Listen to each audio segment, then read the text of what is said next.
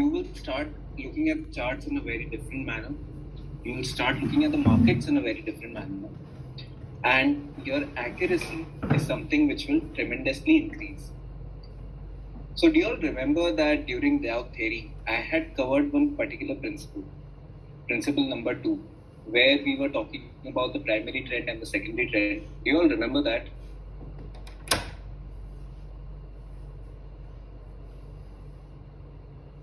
Yes. Can someone cover with me what that principle was in brief? Or I'll just ask you all a question. Which is the most important trend for a trader?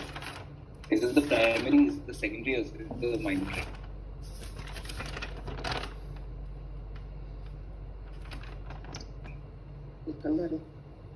Primary with good volumes, wonderful.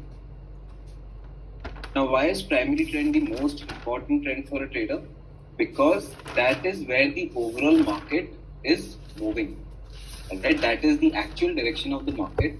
And if you trade in the direction of the market, you will be profitable. As simple as that.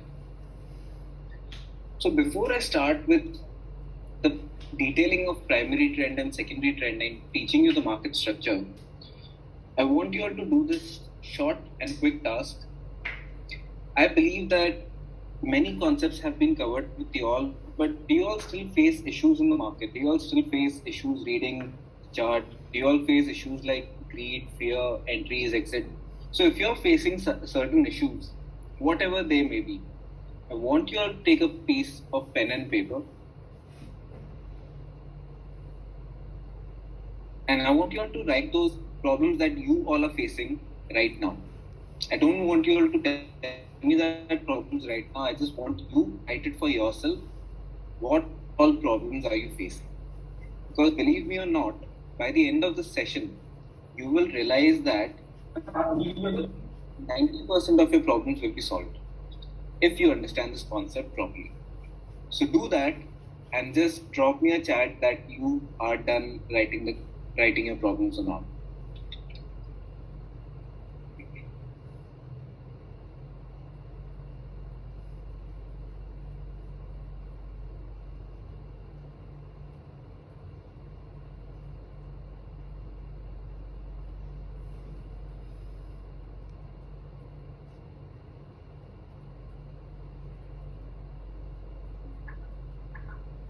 So whatever, as I said, whatever the problems may be, either you're taking early entry or late entry, early exit, late exit, intraday swing, whatever. Just note it down for yourself. Done? Done?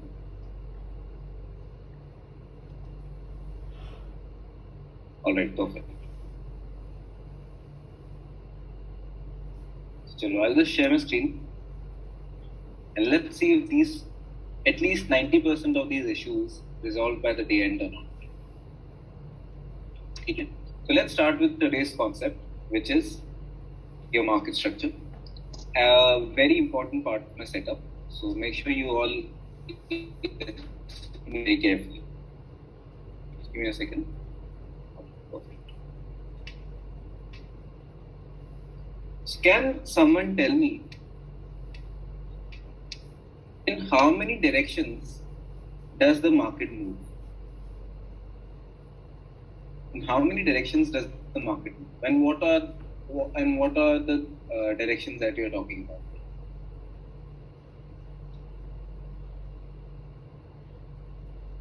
Upside, downside, and sideways. So always remember this, that market never moves in an upside or a downside movement only. It also moves in a sideways direction, and this happens majority of the time. Now when this situation comes into play, this is where majority of the traders lose their money or their capital in the market. So even before I go on to the market structure, let me just briefly talk to you about something, since you all have covered the F&O sessions. Now remember last time I told you that option buyer is majorly a loser.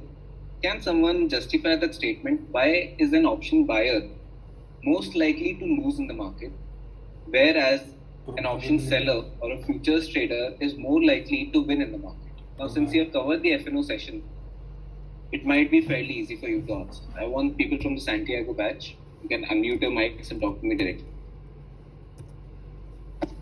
Yeah, Navneet this side.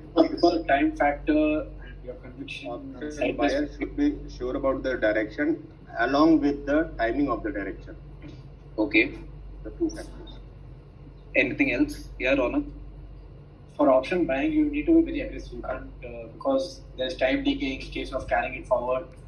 Selling, whereas you have time benefit with you. Even if you're wrong, sometimes you might have the benefit of a time factor with you. Right.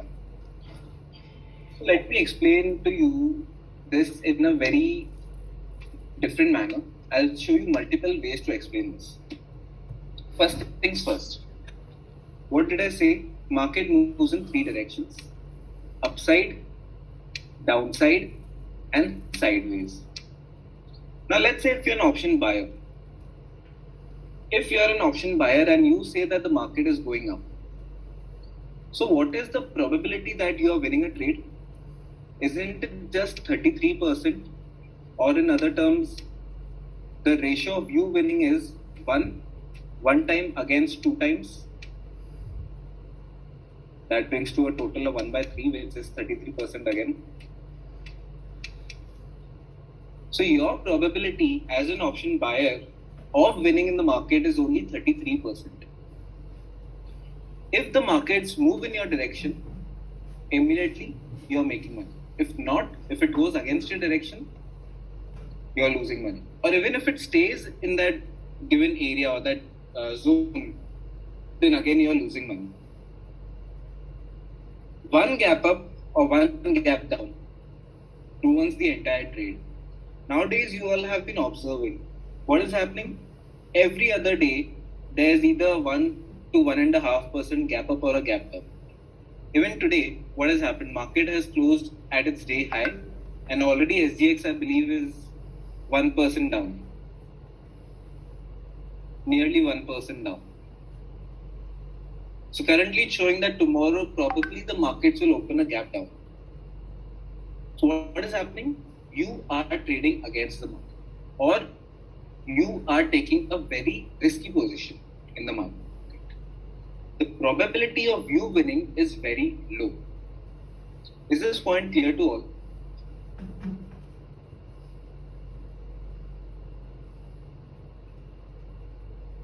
Yes?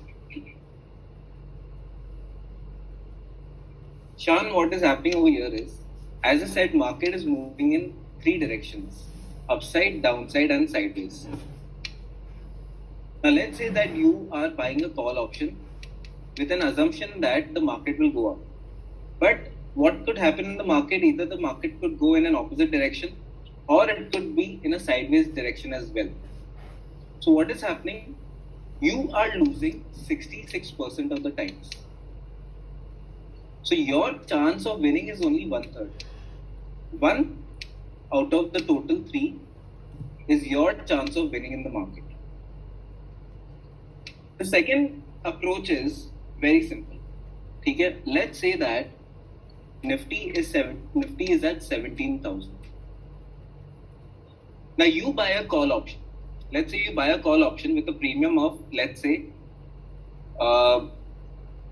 200. Alright? And you're buying an ATM call option, that is 17,000 strike call option for a premium of 200. So when will you actually start making money? Technically, when will you actually start making money?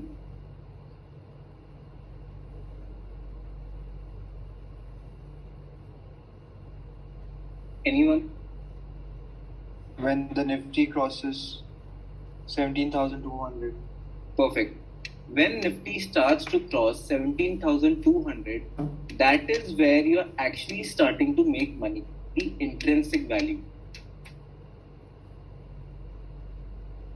So you are wasting 200 points, or in other terms, you have to be sure that market will move 200 points just to come to a break even, and over and above that, if the market starts going, only then are you actually making money in the market.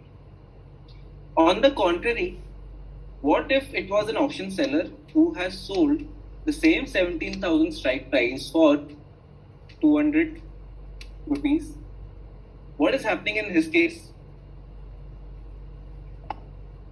He'll make money below 17,200 as well, and even if the market stays in the range, he'll be making money.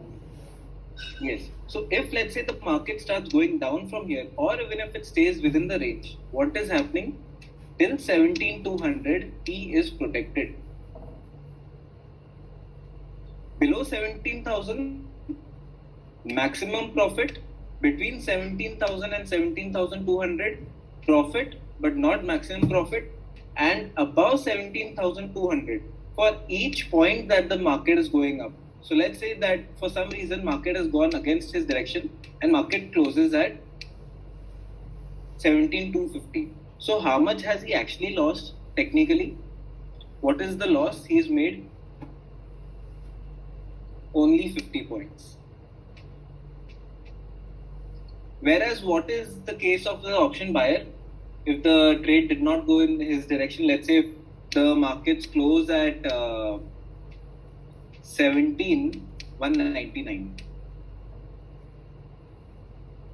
How much is an option buyer losing? The entire invested value. 200 rupees per lot. तो अब समझ आ रही है ये चीज?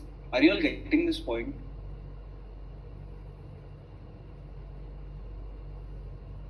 So again, it's not that I'm against option buyers. It's not that. It's about you have to play option buying in very rare situations जब आपको पता है कि हाँ अब moment आ सकती है. So let's say if markets have been tumbling and it tumbles down to a major weekly level of Nifty, वहाँ पे आपको कोई support level मिल रहा है Nifty पे. You're seeing some sort of bullish sentiment over there. So that is where you could go, चलो ठीक है, I'm buying calls. Because you know from a major level the market will reverse. So that is once in a couple of months opportunity. Other than that, option buying, अगर कर रहे हो तो limit yourself to intraday only. Now I am personally not a very big fan of option selling when it comes to intraday. Can someone tell me why?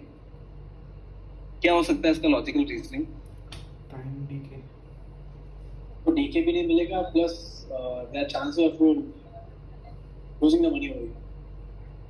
Right. So what is the main objective of option selling? Try to understand. The main objective of option selling is the decay, the time decay. Now within that intraday, are we getting any decay or will we get decay? No. Until and unless we are on the expiry day itself. What if I do Himalay? What if I do option selling on expiry? What are the drawbacks of it?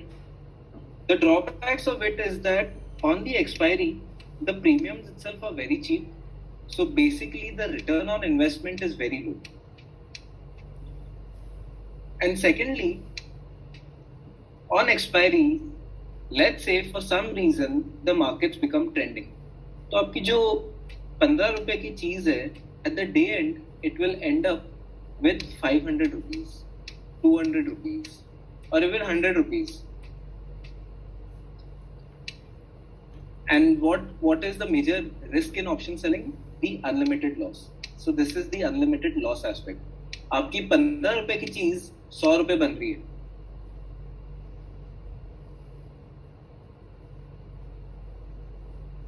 So it's nearly 6 to 7 times. Are you all getting the logic?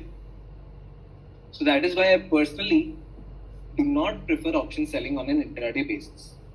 Because if my 15 rupee premium becomes 100 rupees, then that is a big problem for me. I have to book my loss. Hello, one small doubt I can ask. Yeah. What is the ideal day for you if you are doing a weekly experiment, for example? What is the ideal day you will sell the option in Nifty or into whatever? Will you take a position on Thursday itself? Firstly, it depends on the expiry. Okay. If let's say I'm on the index and I want to do a next week expiry, then I would preferably be either I'll be selling my option on the previous week Monday, or or the previous week Friday? Yeah, Friday is ideally better, right? Because you get Friday would be ideally better because I'll get the Saturday Sunday decay. If I want to square off in position on Monday also, it's fine. Fine. Thank you. Getting the logic? So again, it depends on how much aggressive position you want to create.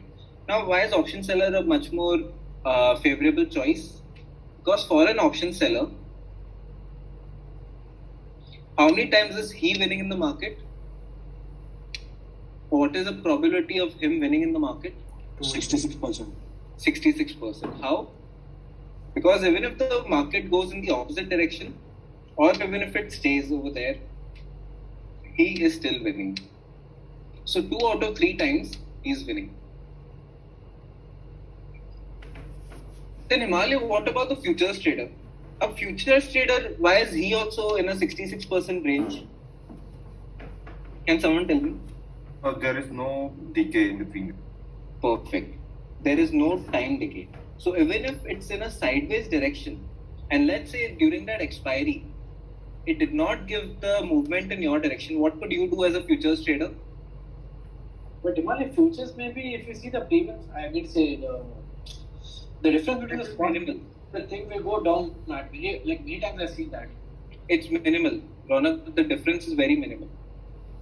If I give a small example, say Tata Motors only, even where the trade when the market was falling, the spot and the future was had a difference of almost 1.5-2% that time in the month of March. See, that time was during panic selling. Again, as I said, you need to understand at that time the India VIX was above 22.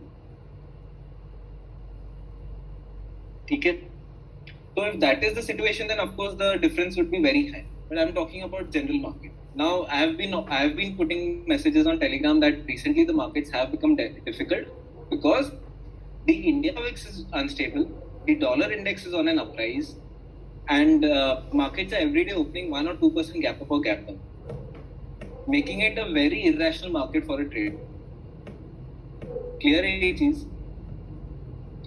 So for a futures trader, there is no time decay. So let's say even if the market goes in a sideways direction and the expiry comes up, what the futures trader can do is he can roll over his contract. Roll over. Clear ये चीज. So overall, I hope you all are understanding the logic. And if I talk about this thing from a theoretical point of view also, तो ये सोचो. What are the bigger players doing, or what are the bigger traders doing in the market? Again, let's just talk about Rakesh Jhunjhunwala. Now, I know he's an investor, but he also trades in the market. ऐसे नहीं कि he doesn't trade in the market at all. What is Mr. Rakesh Jhunjhunwala doing? He has a lot of wealth. Plus, he has more information than us. So even before the results of a company are out, in fact, I've heard this. I'm not sure how true this is, but what I have heard is उसके घर पे balance sheet जाता है, उसके घर पे results जाते हैं. Even before the results are declared, he receives it at his home. So let's say that even if